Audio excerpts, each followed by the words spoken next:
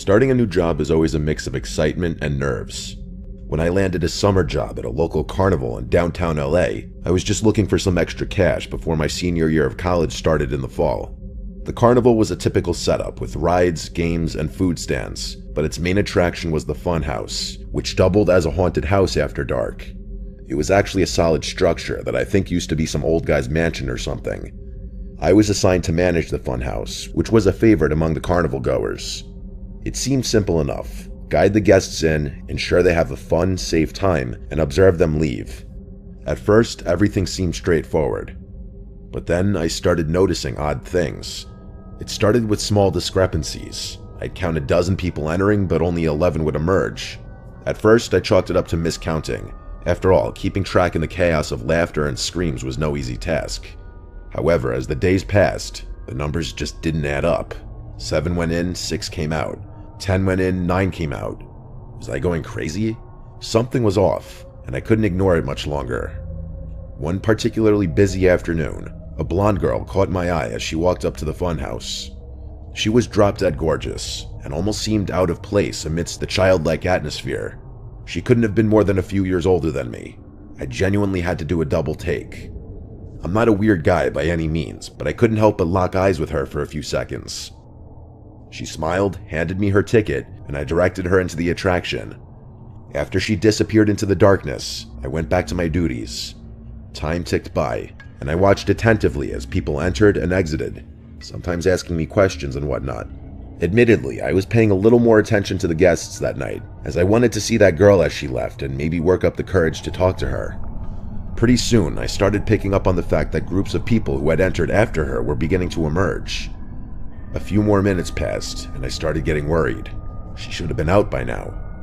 Compelled by a genuine concern, I decided to abandon my post for a few minutes and go looking for her.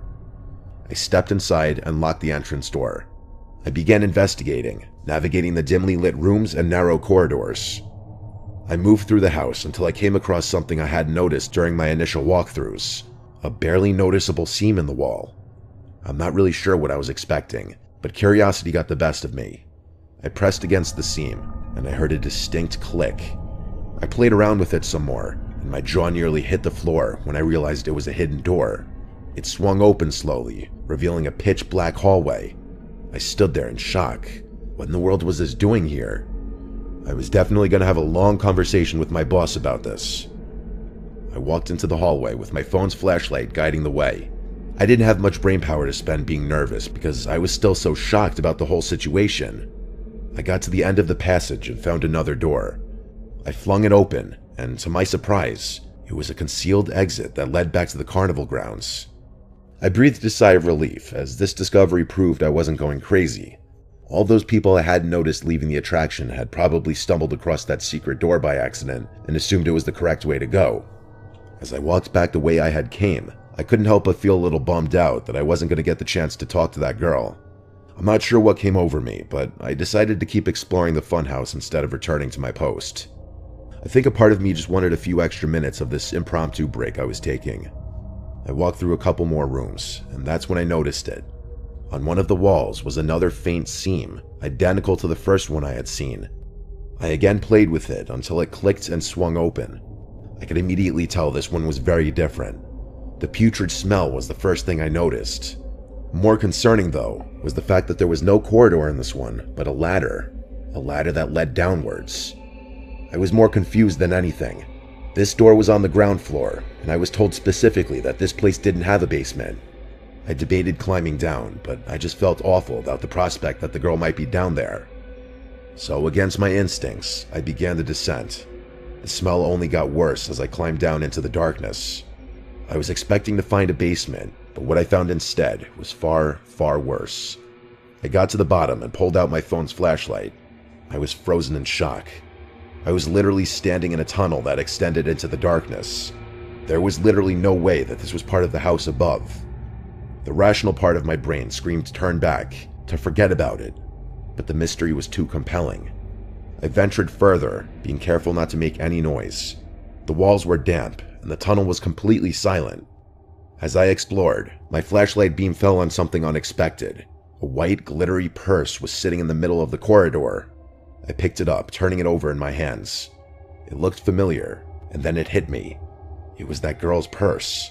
I was sure of it. I started to panic. Was she really down here? I doubted there was any way a rational person could find this tunnel and not turn around, but the proof was literally in my hands. My mind started racing. Was she hurt? Lost? And then a more terrifying thought hit me. Was she alone? I didn't feel safe anymore, but I was in too deep.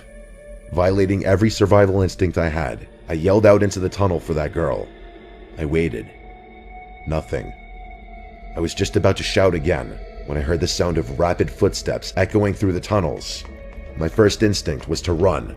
I had every reason to believe whoever was running toward me was hostile. I turned around and bolted back to the ladder.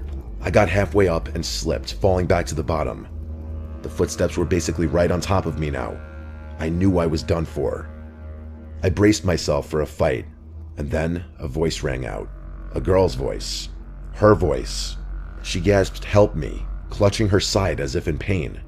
I yelled at her to climb up, but she insisted that I follow her back into the darkness for some reason. I told her there was no chance I was doing that, and basically forced her up the ladder. We got to the top, and I slammed the door shut. I asked her how in the world she ended up down there, and she couldn't really give me a straight answer. She kept saying she didn't really remember how it happened, just that she suddenly realized she was underground. She said she started hearing things moving in the dark, and that there were voices calling to her. I didn't know how to process this. I asked her if someone had guided her down there, and she said she didn't remember. The weirdest thing about her story was that she was looking at me with this blank stare that genuinely freaked me out. I basically interrogated her about why she told me to stay down there, but she didn't answer. I had had enough. I wanted to get as far away from this person as possible. I called the police, but she opted to leave the funhouse before they got there. I never saw her again. The police investigated, and what they found was actually insane. Apparently, this house had been some sort of safe house during Prohibition in the 1920s. As such, it had a bunch of secret passageways that led to a section of the underground Prohibition tunnels that hadn't been discovered. The owner claimed he had no idea about the house's history, but I was skeptical. I quit my job and got as far away from there as possible. I still have so many questions. Did the owner know about this? Was that girl almost kidnapped? Had someone knocked her out and took her down there or something? Was she part of the whole thing? I feel like there's a number of explanations for what happened to me, but all of them are equally terrifying.